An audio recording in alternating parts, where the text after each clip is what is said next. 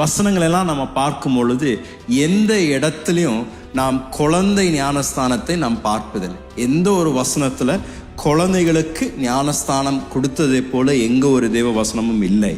ஆனாலும் இந்த வசனங்களுடைய அந்த மிக முக்கியமான சத்தியத்தை நாம் பார்க்கும் பொழுது இந்த ஞானஸ்தானம் எடுப்பதற்கு முன்பதாக செய்ய வேண்டிய மிக முக்கியமான 2 காரியங்கள் என்னங்க? மனம் திரும்பணும், விசுவாசிக்கணும். இந்த 2 காரியங்கள் செய்த பின்பதாக தான் ஒவ்வொருவரும் ஞானஸ்தானத்திற்குள் பிரவேசிக்கின்றார்கள் என்று நாம் பார்க்கணும். அந்த உடன்படிக்கைக்குள் பிரவேசிக்கின்றார்கள்.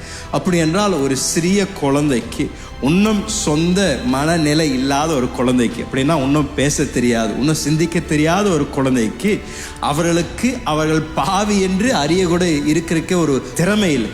அந்த ஒரு சூழ்நிலை ஒரு குழந்தைக்கு நாம் ஞானஸ்தானம் கொடுப்போம் என்றால் அந்த ஞானஸ்தானம் தேவனுடைய வார்த்தையில் எங்கேயும் அங்கீகரிக்கப்படுவதில்லை.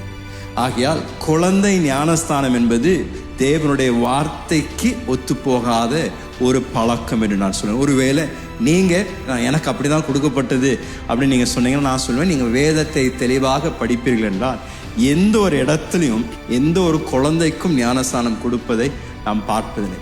மிக முக்கியமாக நடக்க வேண்டிய 2 முக்கியமான காரியங்கள். தேவ வார்த்தை நீங்கள் கேட்கும் பொழுது, சுவிசேஷத்தை கேட்கும் பொழுது மனம் திரும்பி நம்முடைய விசுவாசத்தை இயேசு மேல் வைத்து அதை அறிக்கை செய்வது தான் ஞானஸ்தானம் என்று நான் சொல்வேன். ஆகையால் நீங்கள் ஒருவேளை இந்த குழந்தை ஞானஸ்தானம் எடுத்திருந்தீங்கன்னா நீங்கள் மீண்டும் தேவ வார்த்தை தெளிவாக கேட்டு கீழ்ப்படிந்து நீங்கள் முழுக்க ஞானஸ்தானம் எடுக்கும்படியாக நான் உங்களை உற்சாகப்படுத்துகின்றேன். இன்றைய காலையில் தேவன வார்த்தையை கேட்டுக்கொண்டிருக்கின்ற ஒவ்வொருவரும் இந்த தேவனுடைய வார்த்தைக்கு நாம் கீழ்ப்படியும் பொழுது கட்டாயம் தேவன் நம்மை ஆசீர்வதிப்பது நிச்சயம்தான்.